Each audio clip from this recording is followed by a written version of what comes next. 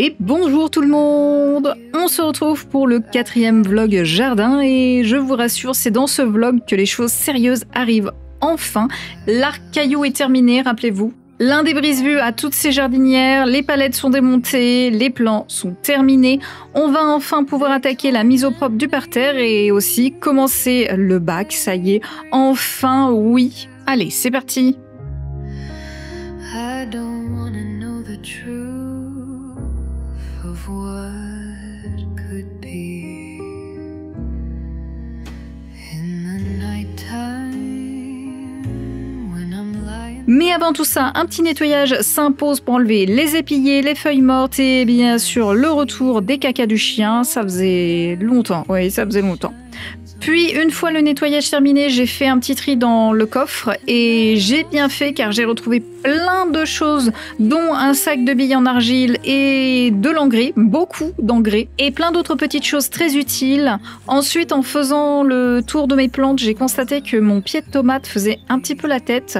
Son feuillage est assez moche, j'ai l'impression qu'il a du mal à se développer, il pousse plus beaucoup et je me demande s'il aurait pas attrapé le mildiou ou éventuellement une autre maladie.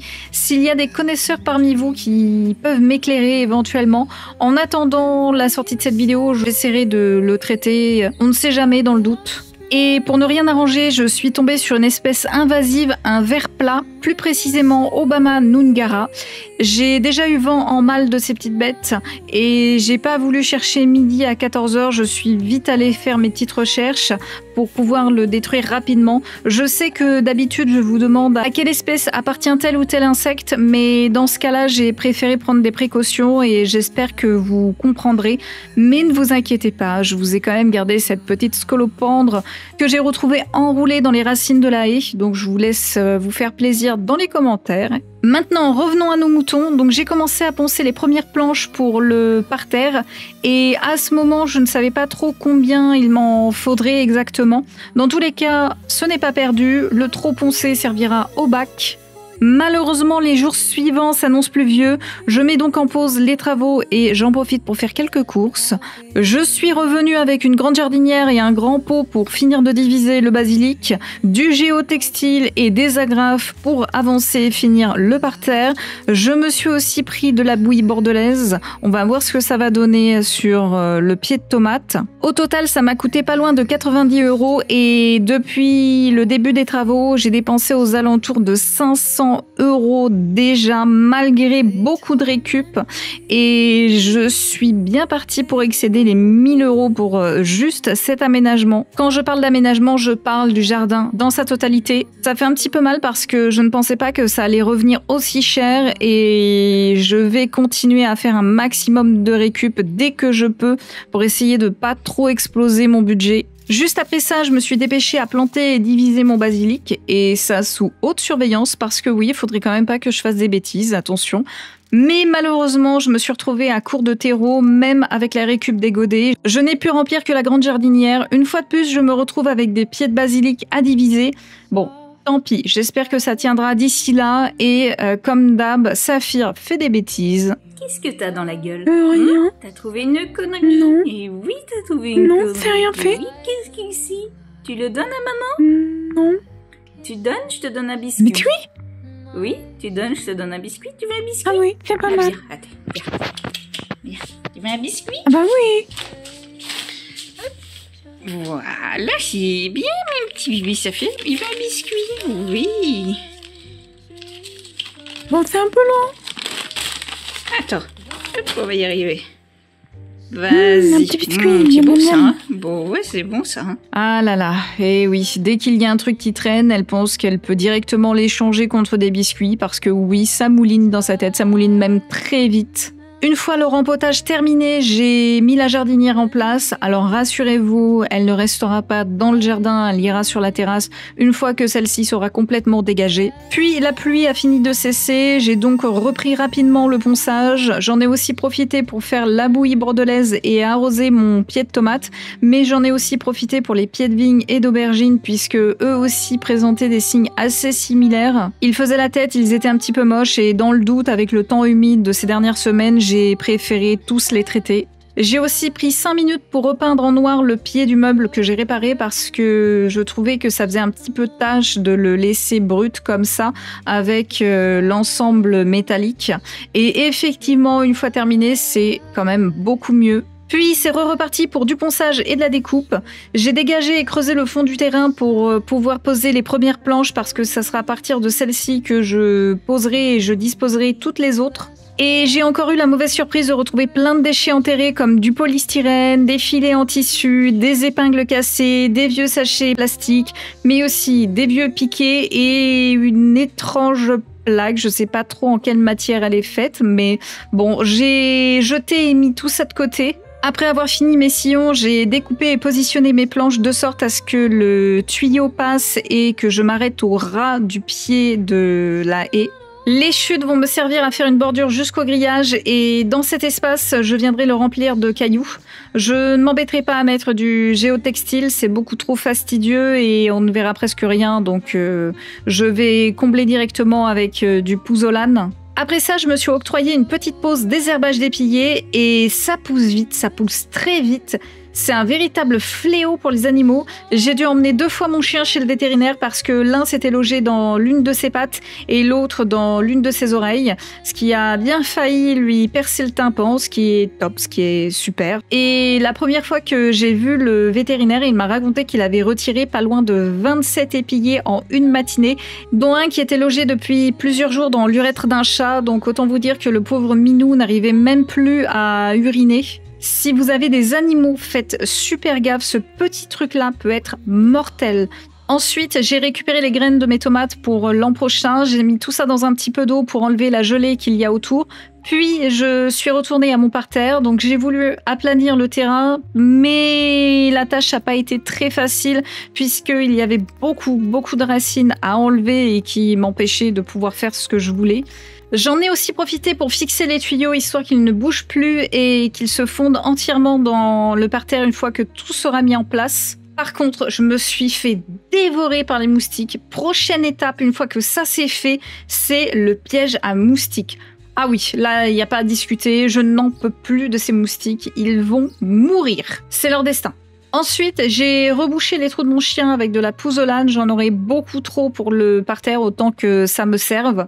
Et ne vous inquiétez pas, à cet endroit, il y aura le bac, donc on ne verra plus rien. Comme prévu, j'ai aussi rempli l'espace sous la haie. Bon, je ne le remplis pas totalement parce qu'il faudra que je rebouge et que je retire les planches pour pouvoir les peindre. Mais en attendant, je fais ça comme ça. Et ensuite, je me suis remis à poncer, couper et préparer l'ensemble. Et voilà ce que ça donne à mi-parcours. Après ça, je refais une petite pause jardinage parce que les journées canicules ont été très violentes et tous mes petits pois ont séché. Bon, tant pis, ça ira aux escargots, ce n'est pas perdu dans tous les cas. Une partie du basilic que j'ai repiqué n'a pas supporté non plus, mais je ne m'inquiète pas trop parce que j'ai encore plein de pieds à diviser et je les remplacerai par cela. J'ai aussi un gros souci avec ma ciboulette et ma coriandre. Donc ma ciboulette, elle a bien poussé, elle avait même très bien poussé, mais quelque chose est venu la manger à ras. Et pour ma coriandre, elle n'arrêtait pas de monter en fleurs. J'avais beau la tailler, elle continuait. Elle ne me faisait plus du tout de feuilles. Et maintenant, elle est toute sèche. Donc si vous avez des conseils pour pouvoir protéger la ciboulette et maintenir en vie la coriandre, je suis preneuse. Oui, je suis preneuse. Et du côté de mes vignes, seuls les 2 plus vieux plantules ont survécu, et ça malgré le mildiou. Pareil pour mon pied d'aubergine, il pousse même très très bien. Et à ma grande surprise, j'ai une des salades que j'ai butées qui a aussi survécu. Tant mieux, on va pouvoir goûter un petit peu tout ça. Bon là, il donne l'impression de faire un petit peu la tête, mais c'est parce que je les ai arrosés, sinon je vous rassure, il pousse très bien. Ensuite, je suis repartie pour avancer mon parterre parce que oui, il n'est pas terminé et ça serait bien qu'il soit enfin fini une bonne fois pour toutes. J'ai encore poncé découpé pour positionner les nouvelles planches. Malheureusement, je n'ai pas assez aplani la zone et j'ai mal jaugé la position des sillons. Donc il va falloir que je réajuste un petit peu tout ça. J'ai dû décaler les fraisiers. Bon, c'était pas la meilleure des idées à faire, surtout avec ces périodes de chaleur. Ils ont fait un petit peu la tête les premiers jours, mais après, ça allait quand même beaucoup mieux. J'ai eu de la chance. Pour la terre, je sais où la récupérer, donc j'ai enlevé toutes les bâches noires que j'ai mis au début du côté du bac. Il est resté un petit peu de pouzzolane en dessous, j'ai tout nettoyé, puis je suis venue creuser. Étant donné que cette zone aussi doit être aplanie pour que je puisse bien positionner le bac, le surplus de terre va pouvoir me servir à combler le manque de l'autre côté. Après plusieurs coups de binette, de pelle et plusieurs seaux remplis, j'ai enfin suffisamment de terre pour pouvoir finir mon parterre et mes bordures. Encore une dernière petite découpe. Je pose l'ensemble, je réajuste tout, je mets les dernières bâches de géotextile et quelques cailloux pour immobiliser. Et voilà le résultat. Il ne reste plus qu'à peindre une fois que j'aurai le matériel et ça sera complètement fini. Et ensuite, je pourrais mettre la totalité du pouzzolane, mais ça attendra les derniers petits ajustements. Mais ce n'est pas tout, j'ai encore le bac à faire, ou du moins avancer un petit peu plus. Certes, quelques planches ont été poncées, mais il va falloir commencer à découper et assembler. Je démarre par la palette qui n'a pas été démontée, étant donné que je ne peux pas le faire sans casser les planches. Je vais la couper directement et je m'adapterai au moment du montage. Et Saphir, ma meilleure assistante, est venue m'enlever les chutes de bois pour éviter que je me torde la cheville et bien sûr vérifier ce que je fais, on sait jamais au cas où que je coupe de travers. Bon, je vous avoue, j'ai un petit peu galéré étant donné qu'il faut que je coupe directement dans les gros blocs en bois pour que je puisse avoir une découpe aux bonnes dimensions. J'ai pas eu trop le choix et je rappelle, je réinsiste bien que je ne peux pas démonter la palette sans la casser. Donc je n'ai pas le choix, c'est long, c'est galère, c'est fatigant, mais c'est le meilleur moyen que j'ai trouvé pour que je puisse faire les choses le mieux possible. Ça m'a permis d'obtenir un pan de mon bac déjà assemblé. Après ça, j'ai continué à tout découper et on commence à entrevoir un joli petit bac. Mais je vais m'arrêter là, en tout cas pour cette vidéo. J'ai quand même continué à faire quelques trucs comme ranger mes graines de tomates et enlever les feuilles malades de mon pied. D'ailleurs, depuis le traitement, il va beaucoup mieux et il a même repris du poil de la bête. De nouvelles tomates et de nouvelles feuilles s'annoncent. J'ai aussi planté, certes tardivement, les dernières graines de raisin en attente dans le frigo. On verra si cette technique fonctionne et si je ne l'ai pas fait trop tard. Dans tous les cas, je recommence l'an prochain et dans de meilleures conditions. Et voilà pour cet épisode. Il n'y aura plus qu'à mettre un grand coup de collier la prochaine fois pour terminer le bac et je pense que cette partie sera terminée. Mais ça sera la prochaine fois. Sur ce, des bisous, portez-vous bien et à la prochaine!